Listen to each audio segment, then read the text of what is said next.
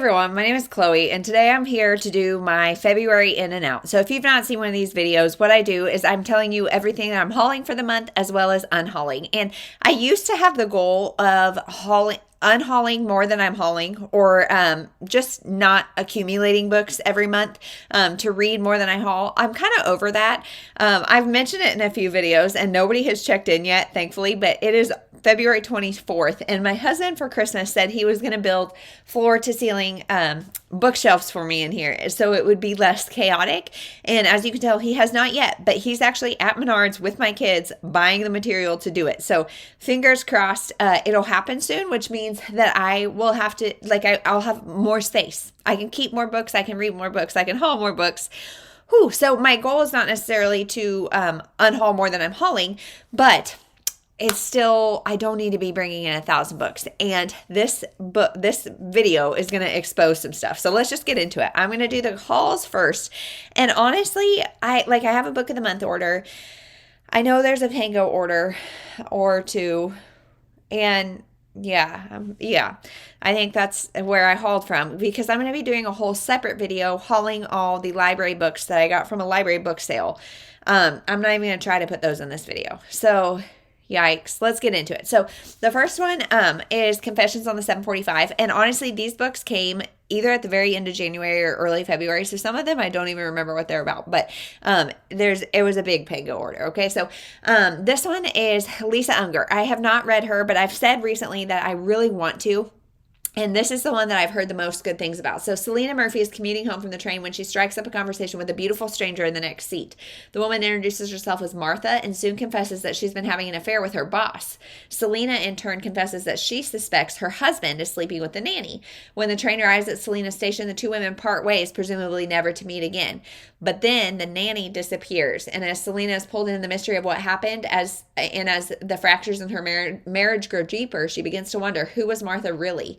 But she's hardly prepared for what she'll discover. So, I don't know. I think this concept of confessing to a stranger, I remember when I was pregnant with my first kid, we had not told anybody.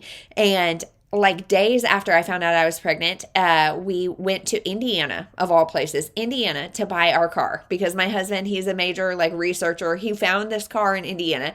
So we drove up there and ended up in Indiana. We told a bunch of people that I was pregnant. I mean, not a bunch, conversationally, we had no problem. We weren't hiding the pregnancy because we didn't know these people. And how interesting if it would have come back around. Totally not the same situation as this, but kind of. I think it's so interesting, what you tell strangers. It feels like such a small world. Nobody's a stranger anymore. So, I mean, maybe watch what you say. But, so there's this one. That went off on a tangent. That is not what the exposure in this video is going to be about, but we'll just keep going. So The Bookwoman of Troublesome Creek by Kim Michelle Richardson. I have not read this, and I've heard nothing but good things. The folks at Troublesome Creek have to scrap for everything except for books, that is, thanks to Roosevelt Kennedy's Pack Horse Library Project. Troublesome's got its own traveling librarian, Cussie Mary Carter. Cussie's not only a bookwoman, however, she's the last of her kind. Her skin is a shade of blue, unlike anyone else's. So it's a historical fiction about these women in Troublesome Creek is Kentucky. And yeah, so I have read the JoJo Moyes book that is supposedly compared to this. Is that right? I don't know. Inspired by the true blue-skinned people of Kentucky and the brave and dedicated Kentucky Pack Horse Library in the service of 1930s, The Bookwoman of Troublesome Creek is a story of raw courage, fierce strength, and one woman's belief that books can carry us anywhere, even back home. So I'm really excited to read this. It sounds fascinating. Yeah, and I've heard great things. Next is The Tattooist of Auschwitz. Again, another one that I've heard a ton about. And I bought this in January. I was on a major World War II kick. And So again, I don't know that much about this, but this is in April 1942. A Jewish person is taken to Auschwitz. His captors discover he speaks several languages, so he's put to work as a tattooist, tasked with permanently marking his fellow prisoners. Can you imagine how hard that would be? In prison for more than 2.5 years, he witnesses horrific atrocities and barbarism, but also incredible acts of bravery and compassion. Risking his own life, he uses his privileged position to exchange jewels and money from murdered Jews for food to keep his fellow prisoners alive. One day in July 1942, he is a prisoner and he comforts a troubling young woman waiting in line to have a number tattooed on her arm. Her name is Gita, I don't know, I'll have to look that up. In the first encounter, he vows to marry her and somehow survives. So, yeah, I think this is going to be really interesting. I don't know anything really about like the roles that Jewish people were given in the camps. And so the more I can learn about that, like the better, because I don't understand anything. Next is Beverly Lewis, The Ebb Tide. So is this a part of, let me get my phone and see, this is maybe a part of a series, because I'm trying to collect her like Baxter series that's Beverly Lewis. Let's see, The Ebb Tide. Or why did I buy this? Do we know? Maybe it was probably just to complete a bundle, honestly, because it says it's not a part of any series. So this book is about Sally Reel has dreamed of traveling at least once before settling down to join church. So she's thrilled at the unexpected summer opportunity to nanny in Cape May for well-to-do family. However, saying even a temporary goodbye to Paradise Township means foregoing baptism another year, as well as leaving behind a would-be beau. Yet the weeks in Cape May soon prove unforgivable as Sally meets a Mennonite young man whose friendship she quickly begins to cherish. Has she been too hasty with her promises, or will she only find what her heart is looking for back home? So this is an Amish love triangle. Sounds interesting. Beverly Lewis writes really good, clean stuff. And when I'm like feeling like I just need a palate cleanser, I feel like she does good on that. So next we have The Wartime Sisters by Lynda, Cohen, Loigman. So I think some of these actually were from our library bookstore. They have like always a Friends at a Library bookstore. This is about Ruth and Millie. I love both. One of my daughter's middle names is Ruth. I love that. Millie is just the cutest thing. They've never been close. Not as toddlers sharing a bedroom in their cramped Brooklyn apartment. Not as teenagers navigating suitors and friends. And certainly not as mothers with young children of their own. Ruth has always been too controlling and uptight for Millie's taste, and Ruth has always resented the attention Millie receives, not just from men, but from her parents as well. With World War II on the horizon, Ruth's scientist husband is offered a position at the Springfield Armory. For Ruth, relocating to Massachusetts means a much-needed fresh start in a place where no one knows about her sister or her past. But for Millie, Ruth's departure comes at the worst possible moment. She's left behind in Brooklyn without family or friends, and with a new husband who proves to be more volatile than anyone could have imagined. After 5 years apart with war in full swing, tragedy forces the sisters together again. So, this is interesting. I've talked about my sister a lot here. We are 9 years apart, and so we have been in very different stages all throughout life. And I think, and yet, like, we always have each other's back. Like, she's older than me. And so anytime I've needed anything, she's been there, even if we're not very close. And I feel like, now we're both parents, and we're both in similar life stages, though I have little kids, she has big kids, but I feel like that it's really interesting, this, like, the underlying sisters always have your back kind of thing. And I'm really excited to see. I'm hoping this gives me a lot of feels, but we'll see. Next is the City Baker's Guide to Country Living. Super cozy. Okay, it's Gilmore Girls. So, again, I have heard a lot about this and it being super cozy. I need to read this. It's the end of February, so I may have already missed it seasonally, although you guys know I don't really care about reading seasonally. But when Olivia Rawlings, pastry chef extraordinaire for an exclusive Boston dinner club, sets not just her flambé dessert, but the entire building alight, she escapes to the idyllic town of Guthrie, Vermont. But the getaway turns into something more lasting when Margaret Hurley, the cantankerous owner of the Sugar Maple Inn, offers Livy a job. With the joys of fragrant kitchen and the crisp scent of the orchard just outside the front door, Livy soon finds herself whipping up her mouth-watering dessert for the locals, and along with her gigantic dog Salty, making friends all over town. And when she meets Martin McCracken, Livy comes to understand that she may not be as alone in this world as she once thought. So, again, all of these that, like, I'm just hearing great things. 25 Days Till Christmas by Poppy Alexander. Again, this is a Christmas one, so I probably won't read it anytime soon. This was a pain go by. A lot can happen in 25 days. Kate Thompson used to love Christmas. A few years ago, ago, she would have been wrapping her presents in September and baking mince pies on Halloween. Hey, amen. Counting down the days and hours. But that was before Kate's husband left for the army and never came home. Now she can hardly stand December at all. Kate can't deny she's lonely, yet she doesn't think she's ready for romance. She knows that her son Jack needs a Christmas to remember, just like Kate needs a miracle to help her finally move forward with her life. So she's decided if there isn't a miracle on its way, she'll just have to make her own. As Kate's Advent countdown to the best Christmas ever begins, she soon realizes that even with the best laid plans, you can't plan for the unexpected, because when the path of the loneliest woman in town crosses that of the loneliest man, these two destined hearts might find a way to save the holiday for both of them. So this one I think is going to be emotional for me. We had a miscarriage over Christmas. Like, I started bleeding like a couple days before Christmas, and it was a bad deal that really, like, we were in the midst of Christmas stuff, and I have always been that person that decorates on November 1st, and so like healing through December is something that I have experienced, and so being able to, and doing it really for your kids, and so putting myself in her shoes will be easy, and I feel like that emotional buy-in is what I need to like stories like these, and so I feel like it's gonna be good. Next is The Shore by Runde. Katie Runde. Let's see. This is one summer in Seaside. Steps away from the bustling boardwalk, the Dunn family faces an unknowable future and copes with the loss through sisterhood and friendship, humor and hard work, romance and escape. So I don't know if I even need more than that. But Brian and Margot live at the beach year-round with their teenage daughters, Liz and Evie. The Dunns own a real estate company, quickly turning over rental houses and hustling to make ends meet. The family must navigate the unimaginable when Brian is suddenly transformed by a brain tumor, sparking erratic emotions and outbursts. Amidst the chaos of new responsibilities, their daughters will show up for their summer jobs and strive to maintain a sense of normalcy. Liz craves the flirtation and adventure every teenage girl wants. A sarcastic side emerges in her little sister Evie, who adopts the persona of a middle-aged mom in an online support group while attempting to reconnect with her mother. Meanwhile, Margot faces an impossible choice driven by grief, impulse, and the way Seaside has shaped her. Falling apart's not an option, but the fantasy of starting over sustains her. So this is going to be heavy-hitting. Definitely not what you would expect from the cover, but a heavy hitting, I mean, hopefully like beaches, I guess, is what this reminds me of, but heavy hitting. But I'm excited. Like the grief and the way families react to that and the way it changes family dynamics is fascinating to me. So there's that. Now, you guys, this confession number 1. I got 4 books for Book of the Month this month. Why? Because I have no control. So my husband was watching me prep for this video, and he was like, you should call yourself the overhauler.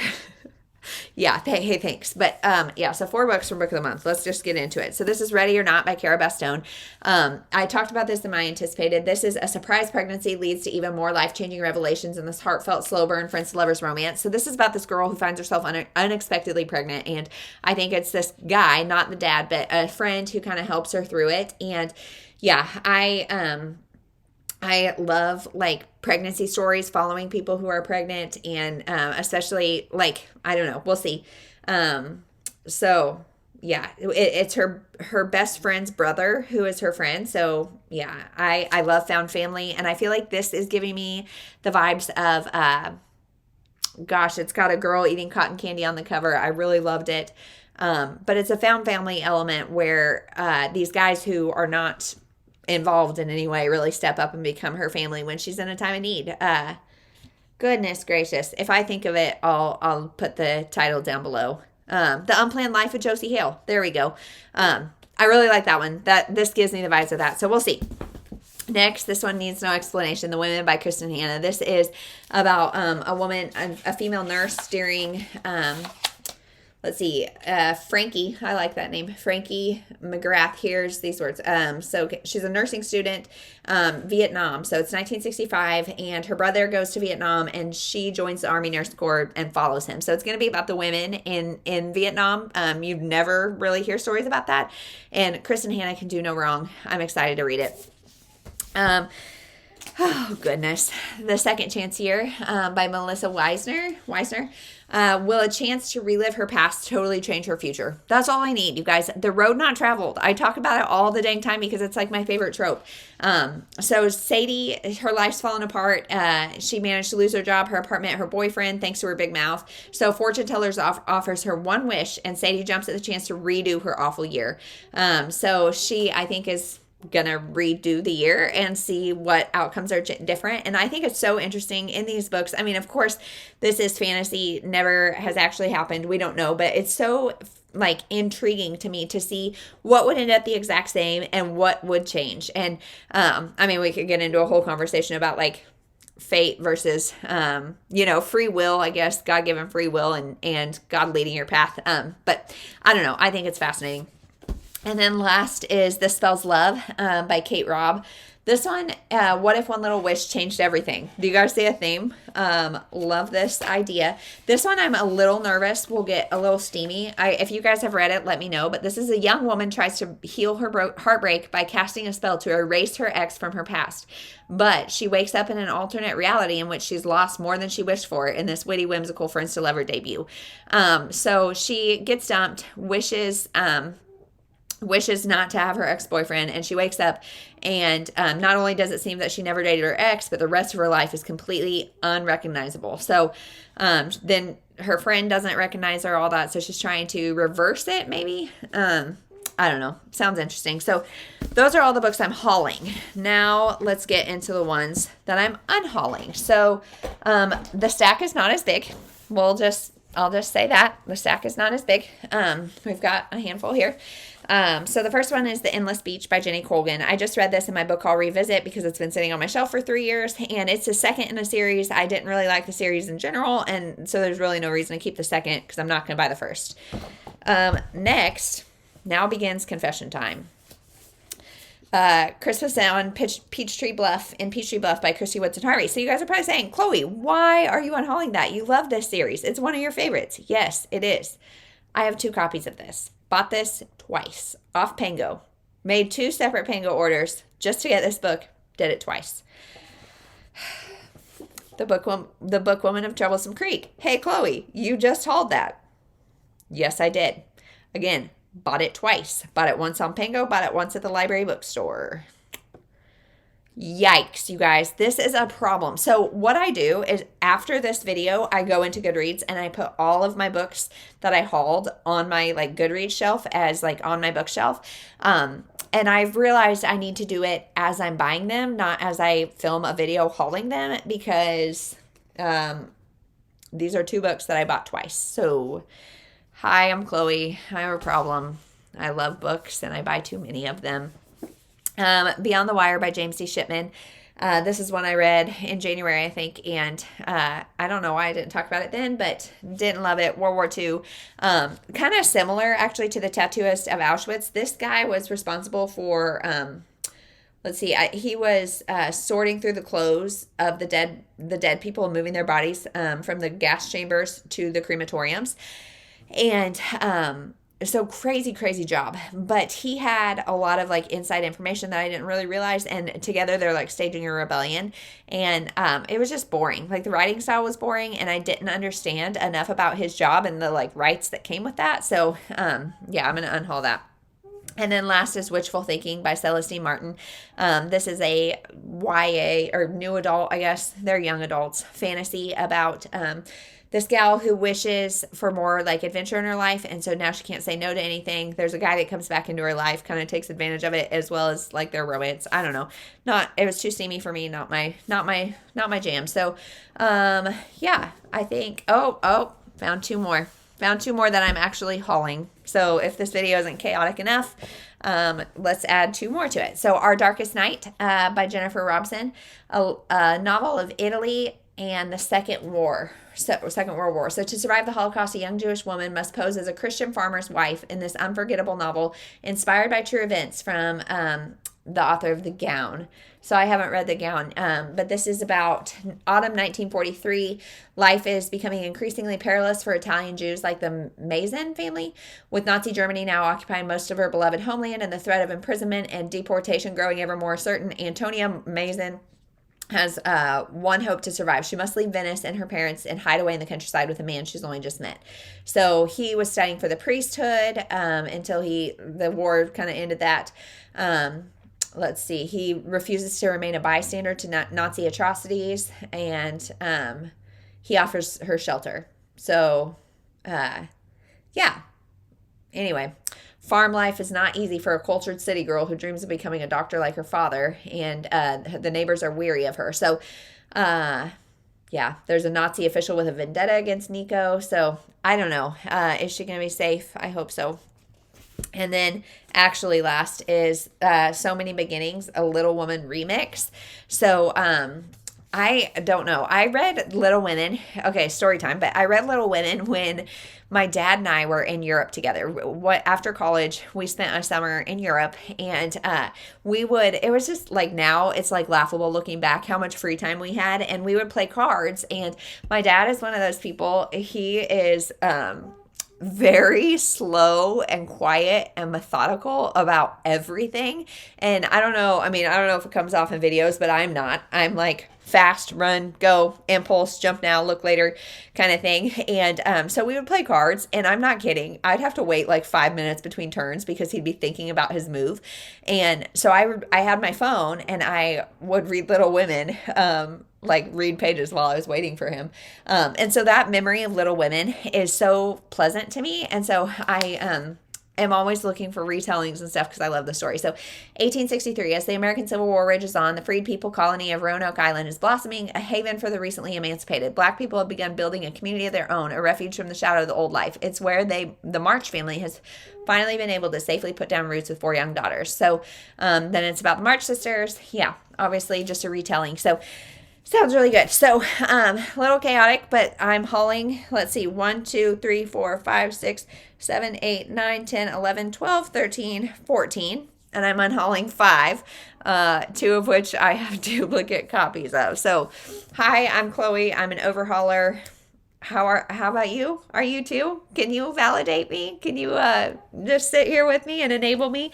Yeah, that's it. Thank you so much. I'll see you in the next one.